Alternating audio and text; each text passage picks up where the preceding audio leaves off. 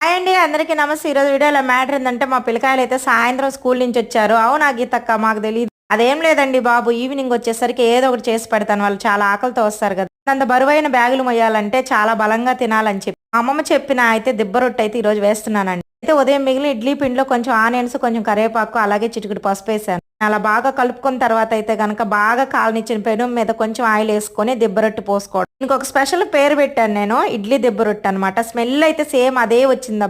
చాలా పర్ఫెక్ట్ గా రావాలని చెప్పి దేవుణ్ణి మరీ తలుచుకొనేసాను. కాకపోతే లాస్ట్ లో కొంచెం ఇరిగింది. ఇలాంటి గుడి సైడ్ పనులు చేస్తాం అప్పుడప్పుడు. ఏమైందంటే ఇడ్లీ పిండి కదా, కొంచెం రవ్వగా ఉంటది కాబట్టి ఇరిగిపోయింది. అయినా పర్లేదులే, మా పిల్లకాయలు సర్దుకొని తిన్నారులేండి. రెండోదైనా దేవుడు బాగా రావాలని చెప్పి అనేసాను. ఎందుకంటే మా చిన్నోడు చంపేస్తాడు. అది కూడా లాస్ట్ లో ఇరిగిపోయింది అనమాట. నేనే మా ఇంట్లో కోతినండి. నాకన్నా మా పిల్లకాయలు ఇంకా కోతులు. దీనికి నంచుకొని కాంబినేషన్ అయితే పప్పుల పొడి వేసాను. చాలా క్రిస్పీగా ఉండింది. టేస్ట్ అయితే చాలా బాగుందన్నారు. చేసామన్నది కాదు, పిల్లలు కడుపు నిండిందా లేదో చూస్తా. వీడియో నచ్చితే